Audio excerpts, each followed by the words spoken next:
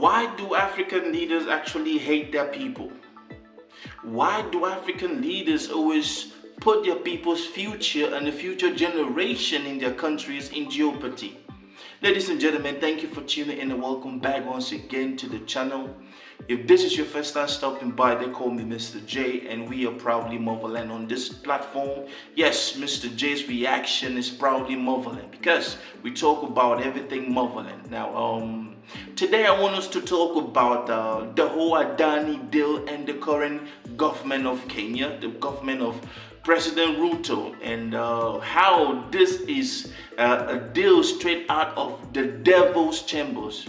But before we do get started, please, if you've not done it, do not forget, man. Hey, I would like you to be part of the channel, man. Hey, hit that subscribe button, smash that like, man, and give us that thumbs up. And for those who want to go further, join the platform, man. You can donate $1, $2. It will help the platform go and give you a whole lot of information. Now let's get into the Adani situation, ladies and gentlemen. And in the vlog that I did a couple of hours ago, man, I did mention the whole situation of the Adani Group from India striking a deal in Dubai with the current president of Kenya to manage one of the greatest, the biggest airport in Kenya and East Africa, man, JKIA, the Jomo Kenyatta International Airport. And let's talk about Adani, who Adani is. Adani is a billionaire with close ties to the ruling elites in India, and they control one of the largest airports in India. So they manage everything and they have a whole lot of say in the political life of India and the economy. The man is a billionaire. Now, it was recently exposed by Mr. Nelson, a great Kenyan, a great citizen who felt that the people had to know exactly what is going on with the government, and he exposed this on Twitter, and his life has been in danger ever since. I pray that you people should protect this man, because as a whistleblower, your job is to inform the people of what is happening. And ever since Mr. Nelson exposed this Adani deal with the Ruto regime, it has gone like everybody is kicking against it. But here's the question that most of you might want to know. What is it about this deal that people don't like in Kenya? What is it about, this Dubai thing that happened and that people really are kicking against and calling for the deal to be cancelled?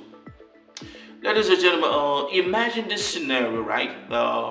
One of your biggest assets as the JKIA, man, the Jomo Kenyatta International Airport, your president comes in and decides that just because they want money, they are going to lease it to, let's say, a billionaire, a foreign billionaire, not even a Kenyan or an African billionaire, but a foreign billionaire. And this is not to say that we should lease our public entities to Africans, no, but this man decided to lease it to this foreign billionaire. And who is this billionaire?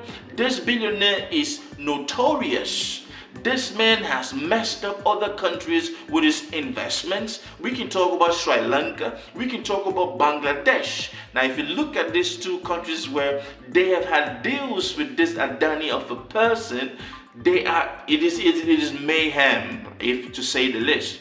So this man comes to Kenya, or Kenya approaches this guy. Now, I don't know how they got to connect with this Adani of a person, but the Ruto regime gave this man the impression that, we can give you management and ownership of the airport, and you are going to give us some money. And this Adani the deal is actually to provide management services and maintenance services to the airport for 3 decades. Think about it, 30 years. I don't think that Bill Ruto will be alive in 3 decades.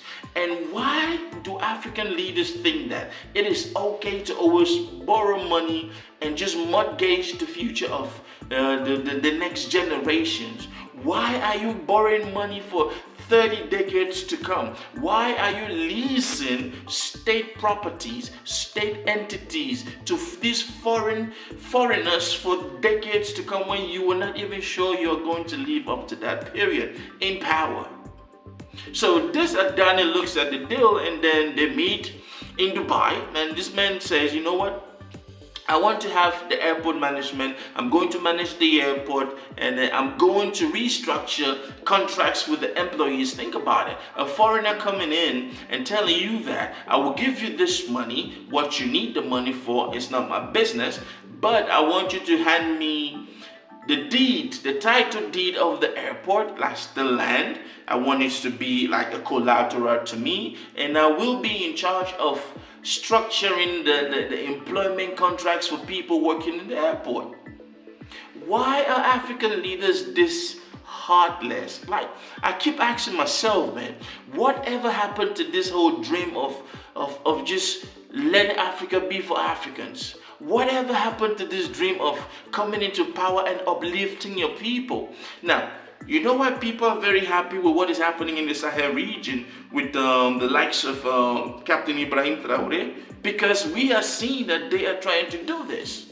And to think that one of the greatest powers in East Africa is trying to mortgage this airport. This is an iconic airport, the Jomo Kenyatta Airport. Think about the founding fathers watching from wherever he is. This deal that is about to unfold, this deal that is about to mortgage and enslave its own citizen for the next 30 years. This is crazy. And this is why most people are calling for this deal to be called off. But who knows? Maybe President Ruto has already started receiving money for this deal. And this is what I'm going to say, ladies and gentlemen. African leadership, we need to change that whole angle of it, because the only set of people that are preventing Africa from actually reaching its full potentials are these politicians, African political elites, man. These leaders are all thieves. This man must have probably already calculated how much he was going to get off this deal, because we all know that this man in the next election, I don't think that this guy will be re-elected, to be fair, to be honest. Because recently the manifestation and the protests which happened in Kenya, and then this is going to lead to bigger issues for this man's career in the future. So knowing that he's not going to be re-elected, this man wants to wreak havoc to the people. Now, you know what happens when somebody, gives you money and owns one of your greatest assets? They can change whatever they want to do in that airport. Yes, they can decide which airline flies into that airport. They can decide what name the airport will be, because down in the future, you will not be surprised if they change the airport to the Adani International Airport, Kenya. It is possible. Now, where is the pride? Where is the pride of motherland? Where is the pride of father's land? Where is the pride of being a Kenyan? To the brother who sent this ish to me, I want you guys to leave a comment and let me know exactly what you think. Is this a good idea, or this is just straight out of the devil's chambers, like I said in the beginning of this vlog? This is really sad, and this is what we have to live with in Africa all the time. Stay blessed, man. Hey, be good, hey. My Kenyans, we are with you. Do not let this deal to go down. Enough is enough. Stand up, my Kenyans. Bless.